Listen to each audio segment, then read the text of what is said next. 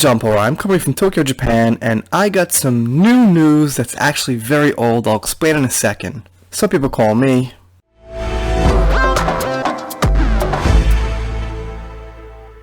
Alright, first of all, shout out to SC Reviews, because he's actually been watching some videos here, and I saw this on his channel, so shout out to him. Alright, so CNET finally admits something that we've been saying for a very long time. I'm not sure how big CNET is. I've gone over this with you guys about these websites, how big they are, this and that. But we do cover CNET, and they have a great, fantastic little article that I agree with that says the sequels are not as good as the prequels. Let's see why. I'll read some of the article. Looks like a pretty fun one, so here we go. New Star Wars trilogy is worse. Wait, let me read that again. The new Star Wars trilogy is worse than the prequels. Thank you, CNET. So, you know, as I was just saying, I can't keep track of who's a shill, who isn't a shill all the time. I know who is, usually, but sometimes, like, they're in the middle, and I'm not sure if they're shilling, what they're doing, and it looks like CNET apparently just pronounced themselves as not shills. It's no wonder after so many terrible creative decisions in that prequel trilogy that so many fans were excited when Disney tapped the rock-steady J.J. Abrams to lead on the new trilogy of Star Wars movies. Unlike George Lucas, Abrams can write dialogue that isn't excruciating, and more importantly, he's proved himself a gifted guide for large franchises. Okay, well, I mean, at first Lucas was able to write dialogue that was actually excellent. If he wrote it, I don't know. It could have been his directors or, you know, someone else writing behind the scenes for the original trilogy, but okay, whatever. As Disney's Star Wars trilogy draws to a close, I find myself genuinely longing for the days of the prequels. What I'm feeling isn't nostalgia, and it isn't ironic love for skulkly cinema that animates prequel memeing Redditors either. What's skulkly? Hey, I've been in Japan 14 years. That is not a word I see often. And I don't like that word, but I like the article so far. What I miss is the daring. Nobody can say George didn't swing for the fences with the prequels. After all, the same experimentalism that gave us Binks and the Sand dialogue also gave us the iconic Darth Maul duel, the best opening sequence in any Star Wars movie, and so much more. So, we are in 100% agreement so far about this.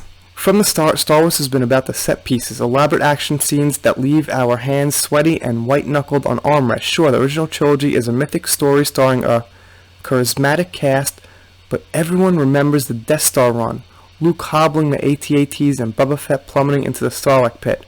Okay, I think I know where they're going here with this, and it's that there's not much memorable about the sequel trilogy. And yeah, we're going to remember certain things, like I'm not going to forget when Han died, I'm not going to forget when Rey beat Kylo, but those were just like things that happened that weren't so great. I mean, Han dying was actually very hollow. It really didn't have too much emotion. Yeah, I'm never going to forget seeing Luke for the first time as a hermit in The Last Jedi, and that's not exactly what I want to remember. It's just like you're remembering things they did and put in the movies, and not necessarily these great moments that really blew you away, that were like, wow, I remember that. That was amazing. You know, like when, I don't know, Vader throws the Emperor down the pit and kills him. It's like an amazing moment that's been building for the whole series. Okay, I'm going to jump down just a little bit here, because this article is actually very, very long. Compare, for instance, the space chase involving Obi-Wan and Jango Fett in the Attack of the Clones with the first flight of the Millennium Falcon and The Force Awakens. Nearly 20 years separates the two scenes, and the acting in Abrams' installment is uniformly stronger. That said, Lucas crafts something more than a slick chase scene with tight maneuvering and flashy quick zooms. He plays with sound, design, giving different ships and weapons different identities. He turns Predator into prey halfway through the scene, and gives each side of the chase stakes, putting a child in one ship and Jedi in the other. Disney Star Wars movies just don't innovate. That's gonna be one very big no shit, CNET. Thanks for being late to the party, but at least you made it. If you want more examples, look at the planets themselves. That's right, we all know that. The planets are very, very bland in the sequels. You know, I'm not going to go on about it because we've been through it like a dozen times here and a dozen times on other channels you guys watch, so yeah, the planets.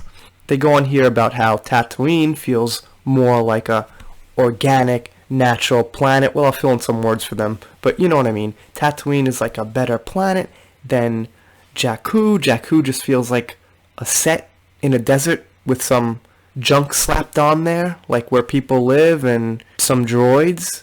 When The Phantom Menace came out in '99, the same year as The Matrix, critic Roger Ebert called it an astonishing achievement in imaginative filmmaking, and filmmaker Kevin Smith said, "I'm sure in about a week it's going to become quite fashionable to bash this flick hard, but I'd like to go on record as saying I dug it. It's a good movie with great moments." Well, that's nice to know about Kevin Smith, because I always call him out for being a shill, and the thing about a shill is they always bash the prequels because they want to make it look like they're actually choosing which Star Wars movies they like, but that's cool. Kevin Smith said that, so, you know, in my book of giving Kevin Smith about a 0 as a movie critic, I'll move him up to like a 1. The prequel trilogy is a bloodbath that gives the movies real tension. What they're talking about here is obviously limbs getting cut off, like real lightsaber stuff, and the only thing we have so far is we have deaths with lightsabers, but nobody survives, okay? Han dies due to Kylo's, stabbing, and Snoke dies because Kylo cuts him in half, but yeah, I mean, obviously that's violence, but it doesn't really have this, effect that's long-lasting because they don't survive. It's just like, done, done. In the prequels, we have limbs getting cut off. It's nasty. It gets really to you, and what do we have left for the Rise of Skywalker? Is Rey gonna now at the end cut off Kylo's arm or something? It's I don't even want to see that because Rey's so ultimate and she already beat Kylo.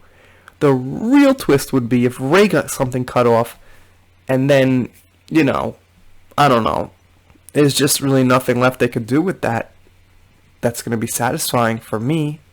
Yes, I want to talk about plot armor. Plot armor is the tongue-in-cheek name when important or likable characters are protected from realistic consequences because the story needs them. Think of every movie where a single good guy guns down a million bad guys while every bullet fired at him seems to miss by inches. Are we getting into Rey now? Could it be? 5 years too late, but okay. The effect of plot armor is that over time the whole movie begins to appear increasingly artificial. The audience doesn't feel the characters are at risk, and the characters never have to make difficult decisions, since the consequences don't truly matter in Disney movies with princesses. And they go on to say how it's actually great that Qui-Gon gets killed in The Phantom Menace, and you know what? Come to think of it, it really is. It's kind of like Ned Stark in Game of Thrones when you think about it. It's actually brilliant. And in The Force Awakens, Kylo gets beat by Rey. Wow! What tension is that? How could anybody who's passing by here defend The Force Awakens by saying it's tense at the end? How does the ending of Episode 1 not blow away the effing Force Awakens? I've said this 50 times. And the main reason I like Episode 1, and always will, better than The Force Awakens, no matter how much more The Force Awakens is well done or well acted, is the ending is shit. And the ending in Episode 1 is actually awesome. We could get into that. I'm not going to get into a 20-minute video about why, it wasn't great with Obi-Wan's little flip move at the end. That could have been better. But overall, on the whole, it was awesome. The few meaningful deaths in the Disney trilogy feel intentionally parceled out for the maximum emotional heft. One of the original 3 cast members is killed off at the climax of each movie so far, and no one of much substance gets offed besides. Exactly. They get in here how, some fans might say that Snoke's death is significant, and, for some new people, it just doesn't work so well. It just feels weird. It doesn't feel significant because it felt like he had more of a role to play, or if not more of a role to play, at least some more information to give us about what happened, and he just kind of gets snuffed, and you're just yeah, alright, alright, I guess that was cool, but not really, because it leaves us in the dark with a lot of things, and it's kind of confusing, why Kylo did it. Does he like Rey? Is he defending Rey? Does he want to be the leader of the First Order? We didn't have any hints of that. We didn't have any build-up. He's just kill Snoke, I'm the leader. I mean, what? People just say, oh, he just went psycho, he went crazy, that's a good villain. But it doesn't make sense. There's no motive. It's just out of nowhere. It's just, okay, cool that they killed some characters, but in the way it happened, now I'm getting whiny. But I'm saying, you're right, CNET. They also get into here that it's fear of losing money. I guess they technically made money on buying the Star Wars franchise, but, the thing is, they could have made a lot more. They also get into here about Solo, and it's likely why Solo was plagued with top-down micromanagement in the first place. Micromanagement is the best word for this Star Wars sequel trilogy. Kathleen Kennedy is micromanaging it. So like I said, okay, we're about at the end here.